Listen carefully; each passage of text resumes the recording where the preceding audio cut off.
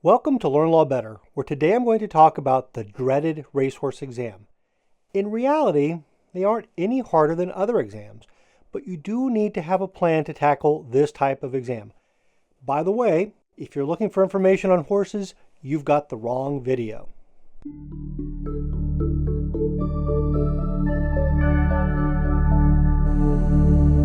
Hi, this is Bo Baez, and today we're going to talk about how to approach a racehorse exam. This type of exam occurs whenever you don't have as much time as you would like to have. Some professors, including me, give these type of exams. Also, you will find that your bar exam essay questions are racehorse exams. First and foremost, don't freak out. Remember, everyone in that room has the same time constraints that you have. So if you have a plan and use it, you should be fine. Now let's discuss the plan. Step 1. Determine how much time you have for each question. Usually an exam will tell you how many points or how much time you have been allocated for each question. For example, suppose you have a 3-hour exam, you have 30 multiple choice questions worth half of the total points, and you have 3 essay questions worth half of the total points. Well, then you spend 1.5 hours on the multiple choice questions and then 30 minutes on each of the essay questions. Step 2, keep time and stick to the plan or you won't succeed. Most students ignore their plan and end up either not answering the last question or only spending a few minutes on the final question. You can't do that on a racehorse exam. Let me tell you why students make this mistake. There is a belief that you have to get 100% of the points on every question on an exam. That generally is impossible, so don't shoot for the moon and instead plan on providing a solid B answer for each question. Guess what? The student that does consistent B work for each question ends up getting an A on the exam.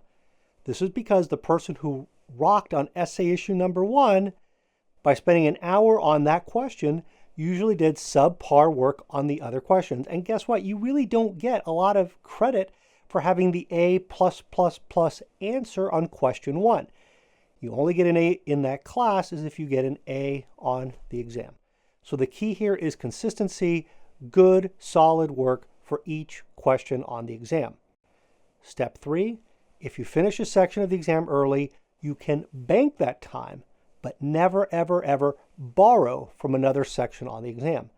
If your plan is to complete an essay in 30 minutes, then figure out a plan for that essay question, just as you have a plan for the entire exam. So for a 30-minute essay question, you need to spend the first 6 to 8 minutes reading the question and then pre-writing an answer. If that question has 3 parts to it, then guess what? You just spent 8 minutes reading and pre-writing. That leaves you with about 7 minutes for each issue on that essay question. Studies show that students that follow this plan outperform those that just start writing after reading the question. The key is to write down a brief outline after you read the question and then follow the plan. Again, if you finish a question early, you can use that time for the next essay question. Step 4, never leave the exam room early. On an essay exam, you can always go back and review and make changes. So in other words, edit your answer. Make it look as polished as you can make it.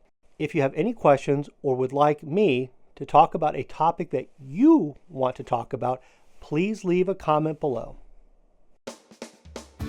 Please subscribe to this channel and don't forget to watch our other videos so that you can reach your full potential. If you want to learn more about the tools we have to help you succeed, please go over to learnlawbetter.com, explore, and then sign up for our free newsletter.